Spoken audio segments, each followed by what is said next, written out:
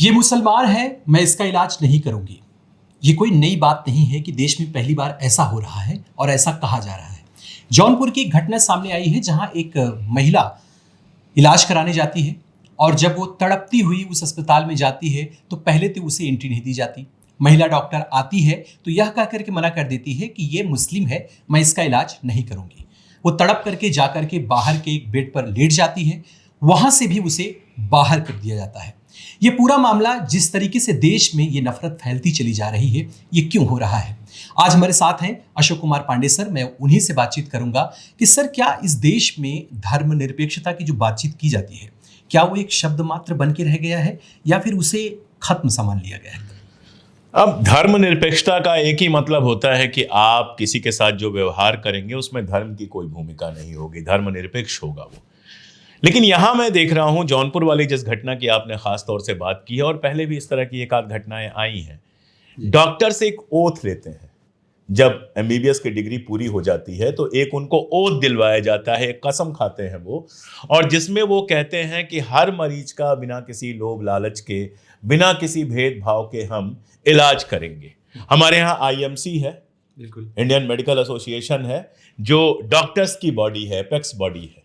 अब मेरा सबसे बड़ा सवाल तो यही है कि आईएमसी क्या इस डॉक्टर के खिलाफ किसी तरह की कोई कार्रवाई करेगी? क्या इस डॉक्टर ने अपना वो ओथ तोड़ा नहीं है? क्या डॉक्टर का ये फर्ज नहीं बनता है कि उसके सामने जो भी मरीज आए उसका वो इलाज करे, और इलाज नहीं अगर कर पाता है, स्पेशलिस्ट नहीं है उसमें, तो बेसिक इलाज देकर जो स्पेशलिस्ट है उसके पास उसको रिफर कर दे। डॉक्टर को यह हक किसने दिया कि वो डिसाइड करेगा या करेगी कि वो किस धर्म के लोगों का इलाज करेगा या करेगी? क्या उसने अपने यहां बाहर बोर्ड पे लगवाया है? हिम्मत करे बाहर बोर्ड पे लगा दे कि यहां केवल हिंदुओं का इलाज किया जाता है, ताकि सुप्रीम कोर्ट में जाकर उसके खिलाफ केस किया जा सके। तो धर्मनिरपेक्षता का मामला तो यह है भाई कि संविधान में तो अभी है, संविधान से हटाने की बहुत कोशिश की जा रही है, लेकिन जिस तरह से देश के अंदर रोज नए तमाशे दिख रहे हैं, आप देखिए, आई लव महादेव पे किसी को दिक्कत नहीं है, आई लव मोदी पर किसी को दिक्कत नहीं है, जय श्री राम का नारा आप खुलेआम लगा सकते हैं। अभी कल की बात मैं आपको बताऊं, महाराष्ट्र से एक वीडियो आया है जिसमें एक ऐसे व्यक्ति जिसके ऊपर आरोप लगा था, दुनिया भर के आरोप लगे हैं, जिसकी जांच चल रही है, उसके आयोजन में एक पुलिस वाला जो है वो सबसे आगे आगे झंडा लिए और क्या लिए चल रहा है। तो उससे आप कहां से उम्मीद करेंगे कि वो धर्म को किनारे रख के संविधान के हिसाब से न्यायपूर्ण कार्यवाही करेगा? जी।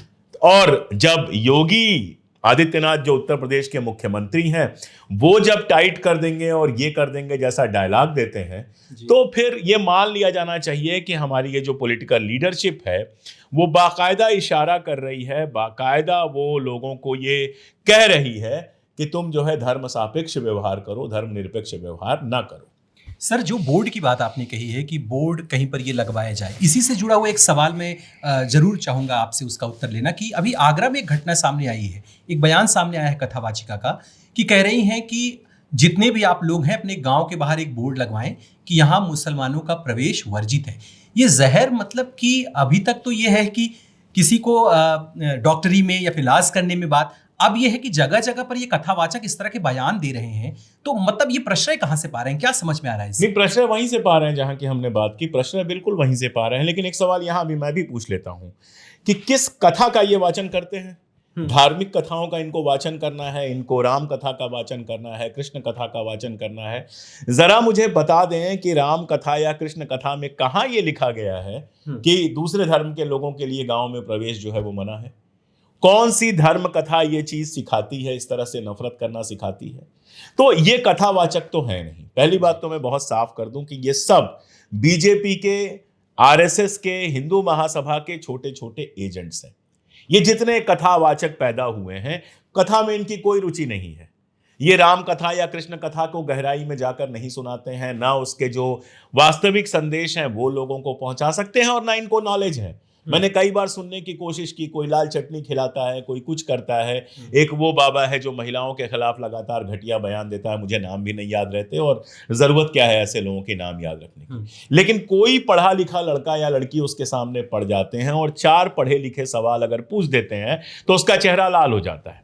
सबसे पहले सूरज कहाँ उगता है उसको नहीं पता है, मैं नॉर्थ ईस्ट में गया था या मणिपुर में गया था, कौन सी जगह वो बताने लगता है, जहां वो गया है वहीं तक दुनिया है, उसके आगे कोई दुनिया नहीं है, उसके आगे कोई विज्ञान नहीं है। तो ये बाबा जो गली गली उगे हैं, और ये सारे बाबा आज नहीं तो कल किसी नाली में पाए जाते हैं। कोई लड़कियां छेड़ने के लिए पाया जाता है, कोई बलात्कार का आरोपी अभी एक बाबा का आया है जो जिसके चैट्स आए हैं वो इतने घटिया चैट्स हैं कि कोई शरीफ आदमी उनके बारे में सोच नहीं सकता है। एक महिला जो गांधी जी की हत्या किया करती थी, महामंडलेश्वर बनी हुई थी, अब आ रहा है कि बाप ने लड़के को सौंपा, बाप उसको बहन कहता था। आप सोचिए, मतलब हम लोग भी इसी समाज में रहते हैं, बाप जिसको बहन कहता था, यानी भाई का लड़का उससे प्रेम और उससे अवैध संबंध और उसकी संपत्ति कब्जा करने की कोशिश और उसको मरवा देना, ये महामंडलेश्वर और साधु हैं। ये तो आम लोगों से भी घटिया लोग हैं। बिल्कुल। लेकिन जब तक इनकी चमक बनी रहती है तब तक इनके ऊपर एक ही जिम्मेदारी है कि समाज के अंदर जितनी नफरत फैला सकते हो उतनी नफरत फैलाओ। और मुझे ये कहने में कहीं कोई दिक्कत नहीं है कि हमारी पॉलिटिकल लीडरशिप, हमारी राजनीतिक जो लीडरशिप है एक पार्टी की, भारतीय जनता पार्टी की, वो इनको अलग अलग तरीके से प्रश्रय दे रही है। आखिरी सवाल हम इसमें ये जोड़ेंगे कि जैसा आपने आई लव महादेव की बात कही, किसी को दिक्कत नहीं, जय श्री राम के उग्रवादी नारों से भी लोगों को दिक्कत नहीं, मगर मोहम्मद साहब के जन्मदिवस पर या उनके जन्मदिन पर इस तरह का आई लव मोहम्मद कहना अब प्रॉब्लम आ रहा है और लोगों को कहा जा रहा है कि शांति भंग इससे हो सकता है। जबकि गाजियाबाद का एक प्रकरण है जहां पर एक युवक लगातार उत्तेजित बयान दे रहा है, मुस्लिम समुदाय के खिलाफ बयान दे रहा है, उनकी धार्मिक आलोचना कर रहा है। तो ऐसे खुले लोगों को जो ये प्रश्रय मिलता जा रहा है, इसमें सरकार क्या इनको पूरा पोषित कर रही है और बढ़ाने में काम कर रही है? बिल्कुल। आप देखिए, आप ट्विटर पे देख लीजिए, जितने लोग हैं इस तरह के, वो proudly followed by Narendra Modi ji लिखेंगे, प्राउडली फॉलोड बाय कोई और बीजेपी का नेता लिखेंगे। जो लोग ऐसे हैं जो दिन रात जिनका एक ही काम है मुसलमानों के खिलाफ नफरत फैलाना, कभी मोहम्मद साहब के खिलाफ कुछ उल्टा सीधा लिख देना, कभी कुछ लिख देना। आप सोचिए, गजा में बच्चे मर रहे हैं जी, और बच्चों के मरने का जश्न मना रहे हैं। तो ये तो इंसान होने की जो न्यूनतम एक होती है कि क्वालिफिकेशन होती है कि कम से कम बच्चे किसी के भी हों, उसको अपना माना जाता है। दुनिया में किसी के बच्चे हों, सूअर का बच्चा भी जब बहुत छोटा होता है ना, वो भी देखने में बड़ा सुंदर लगता है, उसको देख के भी आपको कोई घृणा नहीं पैदा होती है। तो यहां तो बच्चों के मरने पे जश्न मना रहे हैं। दिन रात नफरत। धर्म का मतलब अपने धर्म से प्यार नहीं रह गया है, धर्म का मतलब मंदिर जाना नहीं रह गया है, धर्म का मतलब ये हो गया है कि मस्जिद के सामने जाके अपने त्योहार के दिन जो है गाली गलौज करो। तो मैं तो कह रहा हूं कि भाई, मस्जिद जाने का इतना शौक है आपको तो आप कलमा पढ़ लो और दिन रात मस्जिद में बैठो। जिनको मस्जिद से प्यार है वो आराम से मस्जिद में बैठते हैं। लेकिन धर्म का मतलब हो गया है दूसरे धर्म से नफरत। अगर आप दिन रात मुसलमानों के खिलाफ, ईसाइयों के खिलाफ, सिखों के खिलाफ घटिया बातें नहीं कर रहे हैं तो आप धार्मिक नहीं हैं। अगर आप सर्वे भवन्तु सुखिनः की बात कर रहे हैं कि सारे लोग सुखी हों तो आप गद्दार हैं, तो आप देशद्रोही हैं। देशभक्त होने के लिए जरूरी है नफरती होना, ये बना दिया गया है।